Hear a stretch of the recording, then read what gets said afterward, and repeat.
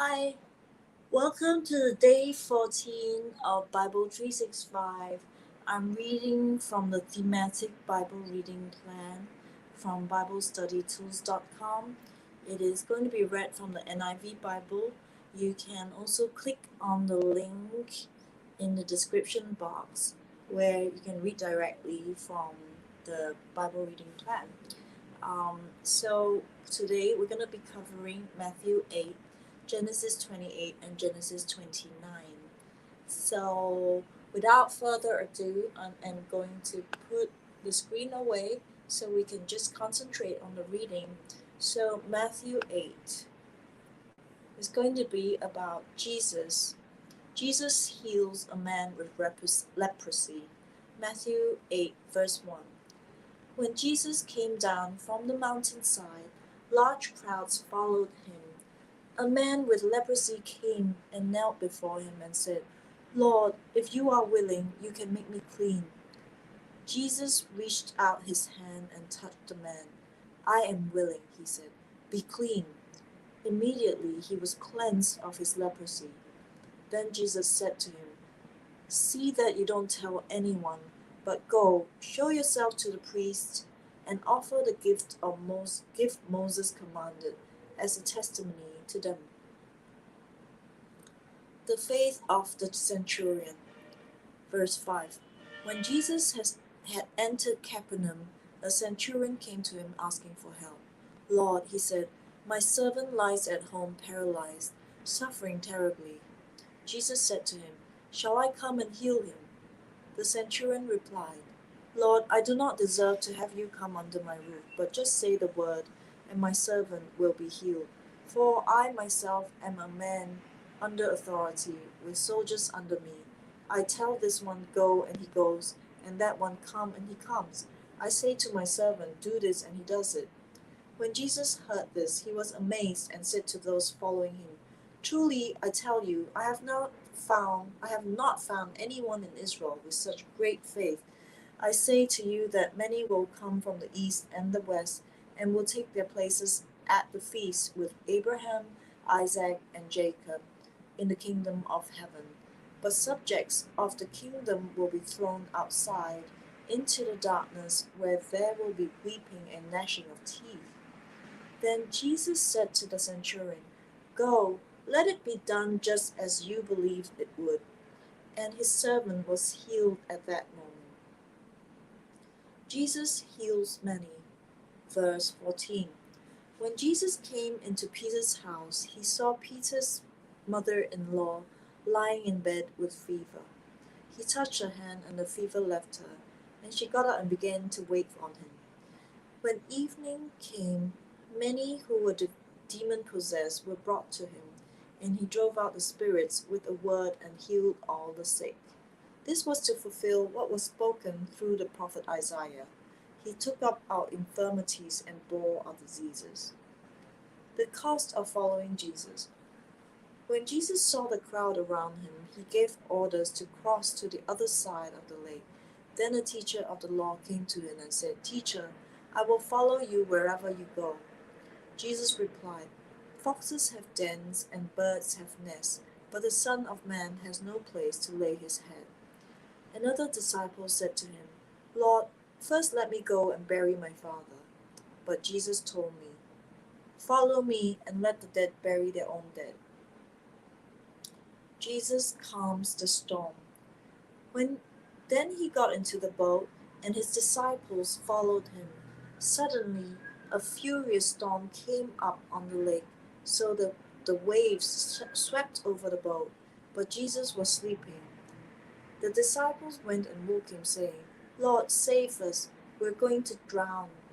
He replied, "You of little faith, why are you so afraid?" Then he got up and rebuked the winds and the waves, and it was completely calm. The men were amazed and asked, "What kind of man is this? Even the winds and the waves obey him." Jesus restores two demon-possessed men. Verse 28. When he arrived at the other side in the region of the Gadarenes, two demon-possessed men coming from the tombs met him. They were so violent that no one could pass that way. "What do you want with us, Son of God?" they shouted. "Have you come here to torture us before the appointed time?" Some distance from them a large herd of pigs was feeding. The demons begged Jesus, "If you drive us out, send us into the herd of pigs." He said to them, "Go!" So they came out and went into the pigs, and the whole herd rushed down the steep bank into the lake and died in the water. Those tending the pigs ran off, went into the town and reported all this, including what had happened to the demon-possessed men. Then the whole town went out to meet Jesus, and when they saw him, they pleaded with him to leave their region. Genesis 28. So Isaac called Jacob and blessed him. Then he commanded him, "Do not marry a Canaanite woman. Go at once to Paddan Aram, to the house of your mother's father Bethuel.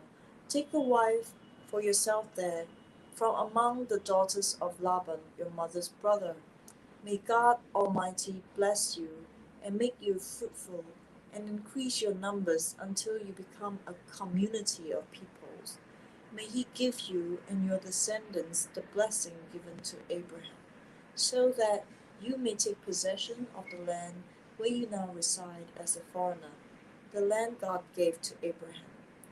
Then Isaac sent Jacob on his way, and he went to Paddan Aram, to Laban son of Bethuel the Aramean, the brother of Rebekah, who was the mother of Jacob and Esau. Now Esau learned that Isaac had blessed Jacob, and had sent him to Paddan Aram to take a wife from there, and that when he blessed him, he commanded him, "Do not marry a Canaanite woman," and that Jacob had obeyed his father and mother and gone to Paddan Aram. Esau then realized how displeasing the Canaanite women were to his father Isaac. So he went to Ishmael and married Mahalath, the sister of Nabaioth, and daughter of Ishmael, son of Abraham, in addition to the wives he already had. Jacob's dream at Bethel. Jacob left Beersheba and set out for Haran. When he reached a certain place, he stopped for a night, because the sun had set. Taking one of the stones there, he put it under his head and lay down to sleep. He had a dream in which he saw a stairway resting on the earth, with its top reaching to the heaven, and the angels of God were ascending and descending on it. There above it stood the Lord, and he said, "I am the Lord, the God of your father Abraham, and the God of Isaac. I will give you and your descendants the land on which you are lying. Your descendants will be like the dust of the earth, and you will spread out to the west and to the east, to the north and to the south. All peoples on earth will be blessed through you and your offspring. I am with you and will watch over you wherever you go, and I will bring you back to this land. I will not leave you until I have done what I promised you." When Jacob awoke from his sleep, he thought, "Surely the Lord is in this place, and I was not aware of it." He was afraid and said, "How awesome is this place! This is none other than the house of God. This is the gate of heaven." Early the next morning, Jacob took the stone he had placed under his head and set it up as a pillar and poured oil on top of it. He called that place Bethel, though the city used to be called Luz. Then Jacob made a vow, saying, "If God will be with me and will watch over me on this journey I am taking, and will give me food to eat and clothes to wear, so that I return safely to my father's household, then the Lord will be my God, and this stone that I have set up as a pillar will be God's house, and of all that you give me I will give you a tenth." Genesis 29. Jacob arrives in Paddan Aram. Verse 1. Then Jacob continued on his journey and came to the land of the eastern peoples. There he saw a well in the open country with 3 flocks of sheep lying near it because the flocks were watered from that well. The stone over the mouth of the well was large.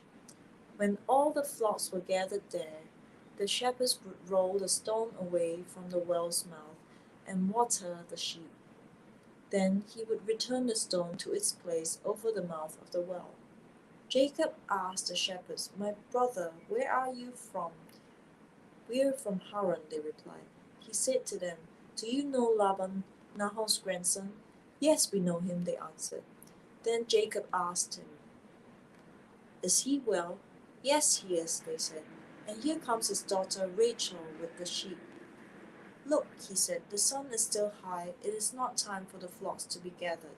Water the sheep and take them back to pasture." "We can't," they replied, "until all the flocks are gathered and the stone has been rolled away from the mouth of the well. Then we will water the sheep." While he was still talking with them, Rachel came with her father's sheep, for she was a shepherd. When Jacob saw Rachel, daughter of his uncle Laban, and Laban's sheep, he went over and rolled the stone away from the mouth of the well and watered his uncle's sheep. Then Jacob kissed Rachel and began to weep aloud. He had told Rachel that he was a relative of her father and a son of Rebekah. So she ran and told her father. As soon as Laban heard the news about Jacob, his sister's son, he hurried to meet him.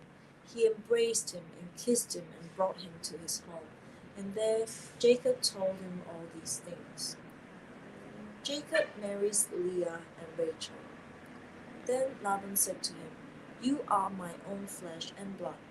After Jacob had stayed with him for a whole month, Laban said to him, "Just because you are a relative of mine, should you work for me for nothing? Tell me what your wages would be." Now Laban had 2 daughters. The name of the older was Leah, and the name of the younger was Rachel. Leah had weak eyes, but Rachel had a lovely figure and was beautiful. Rachel Jacob was in love with Rachel and said, "I'll work for you 7 years in return for your younger daughter Rachel." Laban said, "It is better that I give her to you than some other man. Stay here with me." So Jacob served 7 years to get Rachel, but they seemed like only a few days to him because his love for her. Then Jacob said to Laban, "Give me my wife, my time is completed, and I want to make love to her." So Laban brought together all the people of the place and gave a feast. But when evening came, he took his daughter Leah and brought her to Jacob, and Jacob made love to her. And Laban gave his servant Zilpah to his daughter as her attendant. When morning came, there was Leah. So Jacob said to Laban, "What is this you have done to me? I served you for Rachel, didn't I? Why have you deceived me?" Laban replied, "It is not our custom here to give the younger daughter in marriage before the older one. Finish this daughter's bridal week, then we will give you the younger one also, in return for another 7 years of work." And Jacob did so. He finished the week with Leah, and then Laban gave him his daughter Rachel to be his wife. Laban gave his servant Bilhah to his daughter Rachel as her attendant. Jacob made love to Rachel also, and his love for Rachel was greater than his love for Leah, and he worked for Laban another 7 years. Jacob's children.